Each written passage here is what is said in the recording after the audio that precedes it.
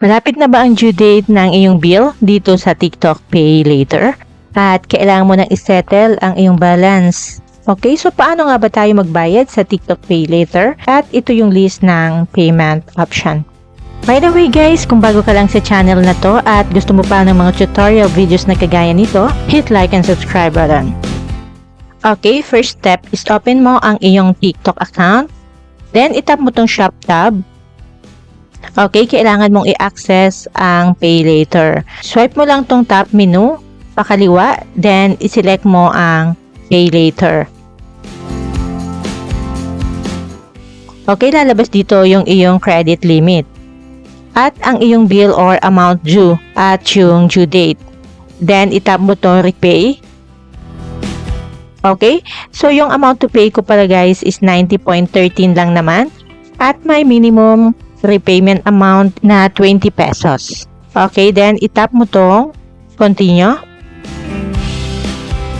And you will see a list of payment option. Pipili ka lang dito if GCash, Internet Banking, 7-Eleven, QRPH, and so on. Okay, so ang pipiliin ko ay GCash. So, dahil hindi pa nakalink ang aking GCash account, kailangan ko muna itong i-link. May GCash account with TikTok. Okay, at may handling fee po pala na 0.90.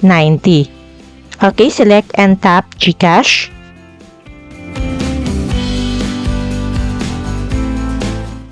Then, log in to link with GCash. Enter your GCash mobile number. Then, tap next. Then, enter the 6-digit authentication code sent to your GCash mobile number.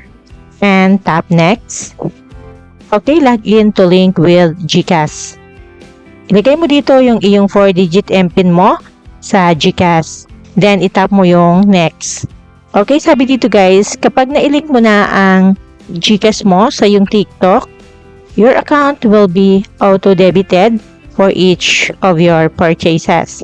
Then, i-check mo tong box na ikaw ay sumasang-ayon sa kanilang GCash terms and conditions. Okay, then tap authorize. At may 6-digit authentication code ulit po sent to your GCash mobile number. Okay, kunin mo ulit yun at i-enter mo dito.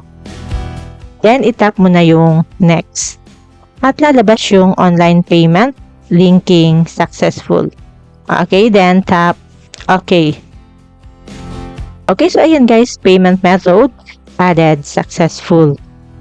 At nakalink na nga po yung aking GCash account dito sa aking TikTok account. Okay, so ito na nga po yung naging total payment to pay. Dahil yung 0.90 ay handling fee. Then, itap mo na tong pay. And repayment is successful. Then, tap done.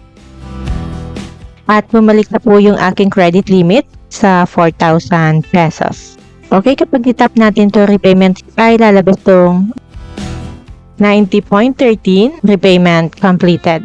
At dito naman sa statement, wala na dito sa unpaid at nandito na sa paid. So, ganun lang po kadali magbayad dito sa TikTok Pay Later.